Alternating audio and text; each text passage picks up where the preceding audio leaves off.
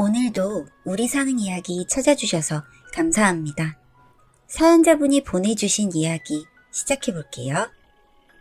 고소하다고 해야 할지 속이 시원하다고 해야 할지 앞으로 뭔가 더 복수를 할 수 있을 것도 같고 정말 복잡한 생각이 들어 글을 쓰게 되었습니다. 저는 대학을 졸업하고 친구들과 졸업을 축하할 겸 캠핑을 가서 신랑을 만나게 되었습니다. 당시 신랑은 저보다 10살 많은 나이였고 혼자 캠핑하는 걸 즐기는 사람이었습니다. 그날도 혼자서 캠핑을 왔고 저희는 차를 한 대 렌트해서 캠핑장에 갔고 전부 캠핑이 처음이라 서툴렀어요. 사실 텐트도 렌트한 텐트였고 캠핑장 관리자님이나 주변 분들에게 도움을 받으면 괜찮겠지 하는 마음으로 캠핑을 갔고 저희가 도착한 캠핑장이 비시즌 기간이라 그런지 같은 사이트에 저희랑 신랑만 있더라고요.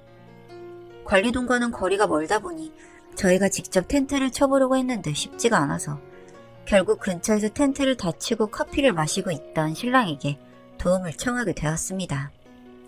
특이하게도 혼자서 캠핑을 하고 있는 게 인상적이었는데 흔쾌히 저희 자리로 와서 텐트를 쳐주시고 저녁이 되어서는 숯불을 켜는 것까지 도와주셨어요.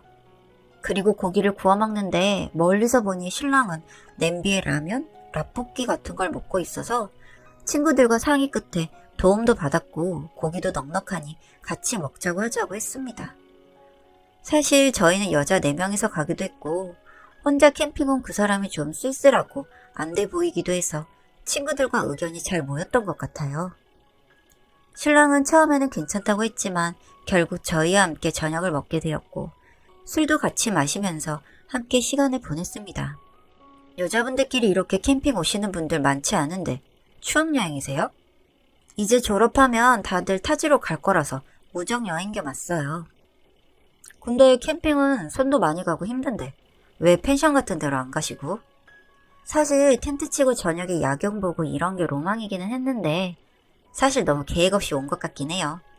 저희는 캠핑장에 사람도 많고 텐트 치는 걸 도와주시는 분들도 있다고 생각했어요. 그렇게 캠핑 관련된 이야기, 무슨 일을 하시는지 뭐 그런 이야기들을 했던 것 같아요. 그리고 몇 시간쯤 흘렀을 때 신랑이 저에게 연락처를 물어보았고 나이가 많은 게 마음에 걸리긴 했지만 나쁜 사람은 아닌 것 같아서 연락처를 교환하게 되었습니다. 캠핑 이후에 연락을 하다가 알게 된 점이 있다면 그 사람은 대기업의 직장인이었고 거의 매주 주말마다 캠핑을 다니는데 주로 혼자 캠핑을 다니기는 한데 모임 활동을 하고 있어서 가끔씩 단체나 혹은 친구들과도 캠핑을 다니더라고요. 사실 그때 캠핑을 해보고 그 매력에 빠져있던 저에게는 그 사람의 취미생활이 멋있어 보였고 함께하고 싶었습니다. 그렇게 썸을 타고 함께 캠핑을 다니다가 저희는 결혼까지 하게 되었어요. 사실 신랑과 날이 좋을 때 캠핑을 많이 다니기는 한데 저는 봄이나 가을처럼 특정 계절에 다니는 걸 좋아하고 신랑은 혼자 캠핑을 하며 사색을 즐기거나 말없이 책을 읽는 걸 좋아해서 여름과 겨울에는 거의 혼자서 캠핑을 다녔습니다. 그렇게 4년 정도 연애를 하다 보니 아무래도 패턴이 익숙해지기도 했고 신랑이 캠핑을 다니는 시즌에는 저도 친구들을 만나서 많이 놀았어요. 신랑은 SNS에 캠핑 이야기를 자주 올리고 팔로워도 많은 편입니다. 그래서 종종 염탐을 하는데 하루는 캠핑 사진에 잔이 2개가 보였습니다.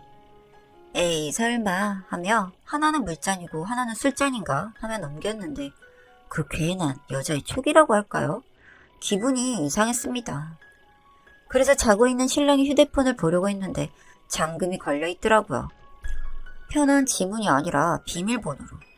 그래서 그날은 포기를 하고 신랑이 비밀번호를 누를 때마다 폰을 힐끗거리며 며칠 만에 비밀번호를 알아냈습니다.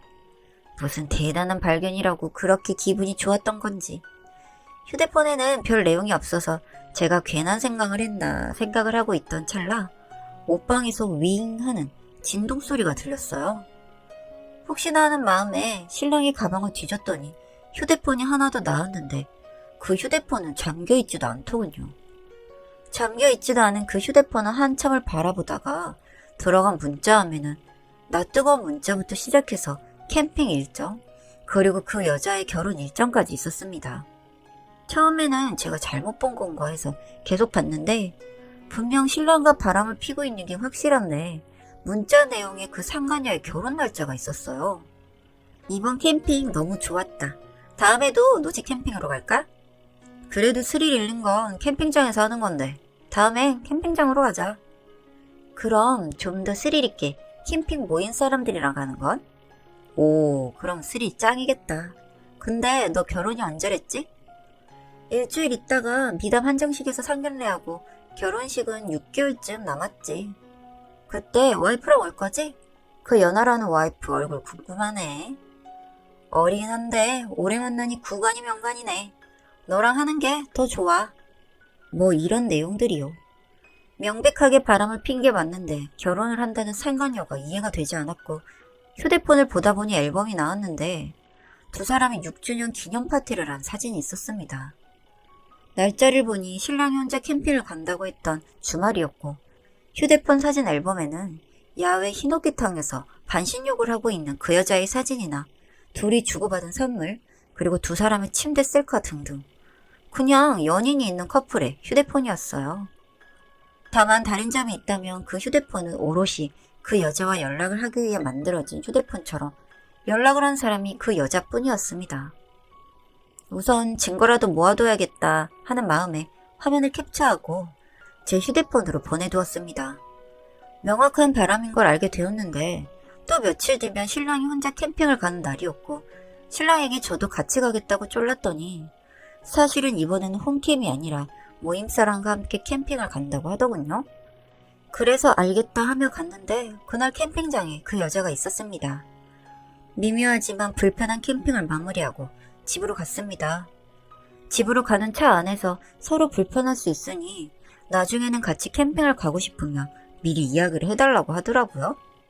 휴대폰을 훔쳐본 날 이후로 신랑이 잠든 밤이며 가방에서 다시 휴대폰을 뒤져보려 했는데 휴대폰은 다시 찾을 수는 없었고 저는 그 여자에 대한 정보를 좀 더 모아야겠다는 마음에 신랑의 SNS 수많은 팔로워 중에 그 여자를 찾았습니다. 팔로워가 몇만 명 정도 되다 보니 이 작업만 해도 몇 시간은 걸린 것 같아요. 그 여자의 계정에는 결혼을 약속한 남자와의 알콩달콩한 연애와 결혼 준비 과정이 담겨 있었고 최근 게시글에는 곧 상견례를 할 거라는 글이 있었고 그 댓글에는 약혼남이 남긴 상견례 장소까지 알 수 있었습니다. 저로서 참 고마운 내용들이었죠. 그걸 확인하고 저는 그날에 맞춰 자료를 뽑아서 봉투에 담아서 식당에 갔고 직원분께는 중요한 서류라고 어른들께 드리라고 했습니다. 밖에서 소리만 듣고 기다리고 있었는데 그런 상황에서도 궁금했는지 하나둘 열어보셨고 곧 소란스러운 소리가 들려오더군요. 오빠, 이거 아니야. 누구인지 모르겠는데 나 정말 아니야. 이게 무슨? 너 이거 뭔지 설명해봐. 땡땡아, 이 사람 캠핑 같이 갔던 그 사람이잖아. 이 결혼 다시 생각해봐야겠네요. 어머님 아니에요. 오해입니다. 옆방에서 조용히 들어보니 쿠당탕 하는 소리와 함께 사람들이 나가는 소리가 들렸고 예비 신랑과 그 여자가 싸우는 소리가 들렸습니다. 그 우는 소리가 어찌나 시원하던죠. 그 소리를 듣고 난 뒤 저는 복사해둔 서류들과 이혼 서류를 가지고 그 사람의 회사로 갔습니다.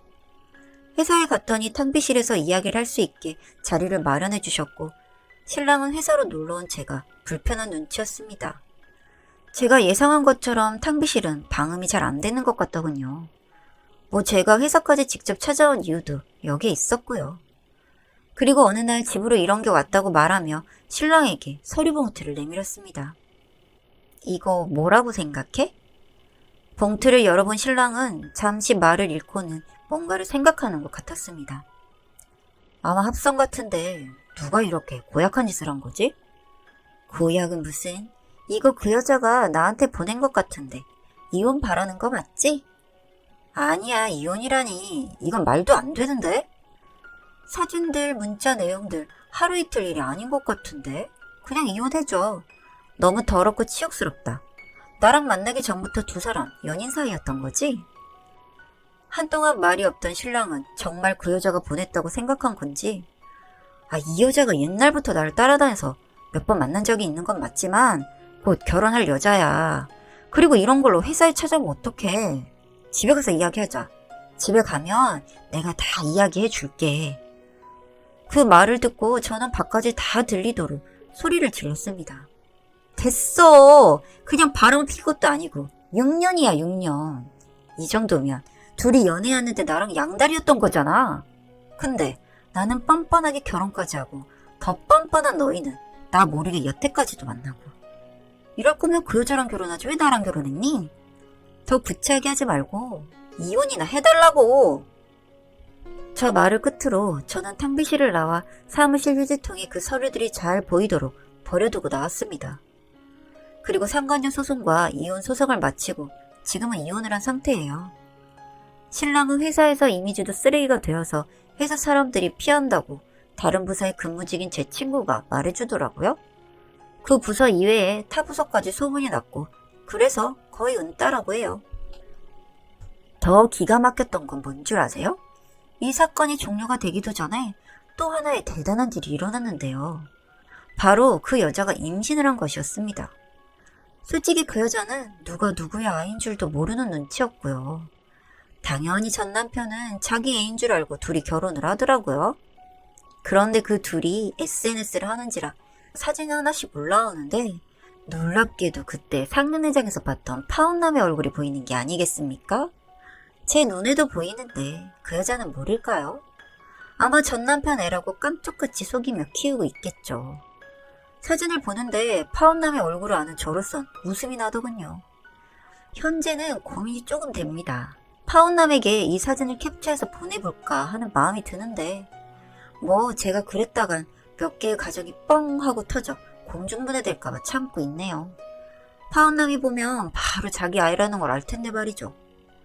여튼 이렇게 사는 사람들도 있더라고요. 저는 이제 제 갈 길이나 열심히 가려고 합니다. 이렇게 이야기할 곳이 있어 좋네요. 감사합니다.